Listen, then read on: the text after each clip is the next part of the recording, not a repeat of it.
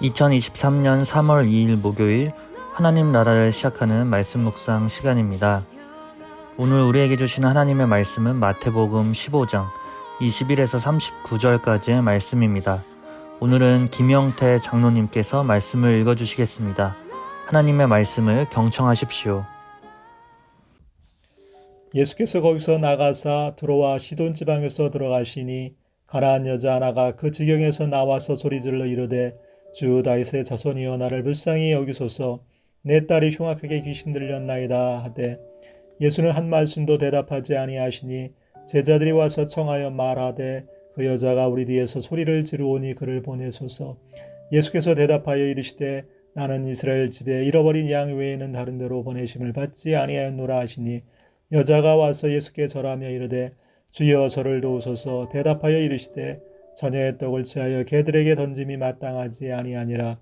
여자가 이르되 주여 울소이다마는 개들도 제 주인의 상에서 떨어지는 부스러기를 먹나이다 하니 이에 예수께서 대답하여 이르시되 여자여 내 믿음이 크도다 내 소원대로 되리라 하시니 그때부터 그의 딸이 나으니라.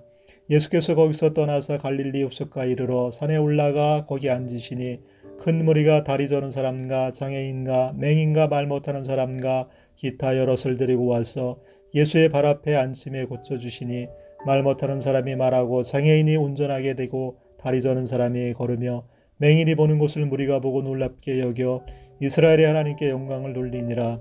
예수께서 제자들을 불러 이르시되 내가 무리를 불쌍히 여기노라. 그들이 나와 함께 있은지 이미 사흘임에 먹을 것이 없도다. 길에서 기진할까 하여 굶겨보내지 못하겠노라. 제자들이 이르되 광야에 있어 우리가 어디서 이런 무리가 배부를 만큼 떡을 얻으리이까. 예수께서 이르시되 너희에게 떡이 몇 개나 있느냐 이르되 7개와 작은 생선 2마리가 있나이다 하거늘 예수께서 무리에게 명하사 땅에 앉게 하시고 떡 7개와 그 생선을 가지사 축사하시고 떼어 제자들에게 주시니 제자들이 무리에게 주매 다 배불리 먹고 남은 조각 7 강주리에 차게 거두었으며 먹은 자는 여자와 어린이 외에 4,000명이었더라. 예수께서 무리를 흩어보내시고 배에 오르사 마가단 지경으로 가시니라. 예수님께서 종교 지도자들과 논쟁 이후 급히 이방 땅 두로와 시돈 지방으로 들어가십니다. 예수님은 이곳에서 가나안 여자를 만나게 됩니다. 이 여인은 자신의 딸이 귀신이 들렸으므로 예수님께 고쳐달라 간절히 요청합니다.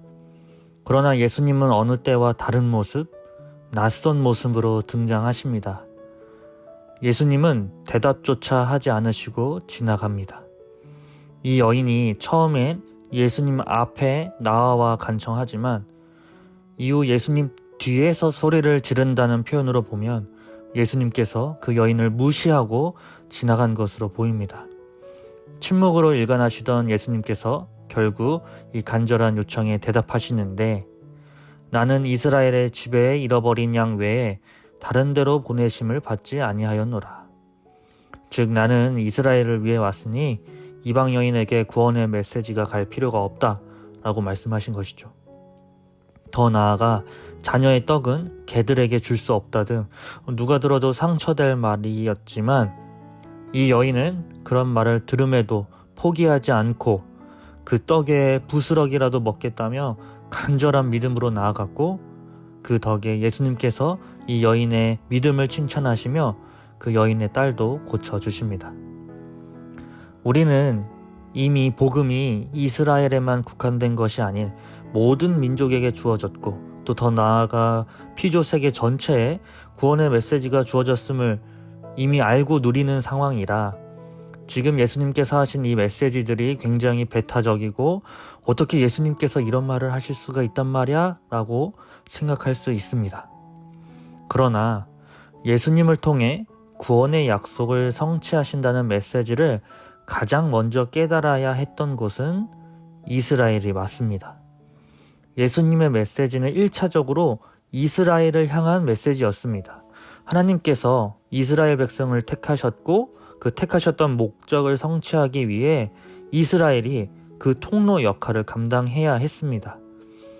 그래서 이스라엘이 먼저 예수님을 메시아로 받아들인 후 그 메시지들이 이방 세계로 퍼져야 하는데 오늘 이 가나안 여인 사건도 그렇고 이전 마태복음 8장 이방인 백부장의 놀라운 믿음을 칭찬하셨던 그 사건도 그렇고 예수님의 공생의 사역 중에 미래에 성취될 일들이 끊임없이 현재로 뚫고 들어왔습니다.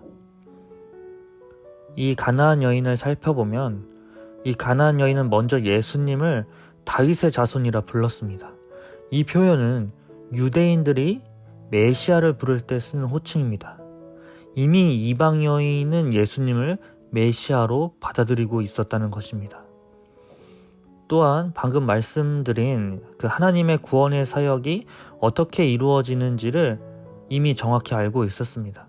그렇기에 개가 자녀의 음식을 같이 먹을 수 없으며 떨어진 부스러기를 먹겠다는 이 표현에서 결국 이스라엘이 정말로 약속을 받은 백성이라면 이스라엘 안에서 먼저 성취되어야 하고 그 이스라엘의 메시지는 궁극적으로 이 세상 전체에 구원을 가져오지 않겠느냐는 주장을 하고 있는 것입니다.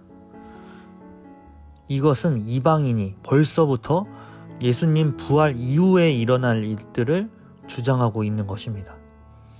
예수님은 이 여인을 향해 믿음이 크다 말씀하시고 또 그의 딸을 고쳐주시죠. 사랑하는 우신가족 여러분, 오늘 우리는 어떤 믿음을 가지고 살고 계십니까? 노예제도 폐지를 위해 헌신한 윌리엄 윌퍼보스라는 사람은 이렇게 이야기합니다. 미래에 일어날 일이 하나님의 능력으로 현재에도 일어나야 한다. 미래에 성취될 약속이지만 그때까지 미루지 않고 지금 내 삶 속에서 이루겠다는 믿음으로 기도하는 사람들, 그리고 그 믿음으로 살아내는 사람들을 향해 예수님께서는 큰 믿음이라 표현하셨습니다. 사랑하는 우신가족 여러분, 오늘 우리의 삶 가운데도 하나님 나라의 임하심의 그 약속을 믿고 하나님 나라를 위해 기도하며 그 하나님 나라를 이루며 살아가는 현재의 믿음의 사람들 되시기를 간절히 축복합니다. 기도하겠습니다. 사랑의 하나님, 가나안 여인의 큰 믿음이 실제로 얼마나 컸는지 깨닫게 됩니다. 예수님이 어떠한 분이신지, 또 하나님의 구원 사역이 어떻게 이루어지는지, 그리고 성취될 하나님의 나라를 소망하며 나아간 그 여인의 믿음을 우리도 본받고 싶습니다. 각자에게 주어진 자리에서 하나님의 약속을 이루어 나가는 우리 높은 뜻 우신교회 모든 성도님들 되도록 지혜를 주시고 용기를 주시고 믿음을 허락해 주옵소서. 예수님의 이름으로 기도합니다. 아멘. 계속해서 더 깊은 묵상하실 때 우리도 지금 우리의 자리에서 간절히 매달리며 미루지 않을 약속은 무엇이 있는지 묵상하며 나아가도록 하겠습니다.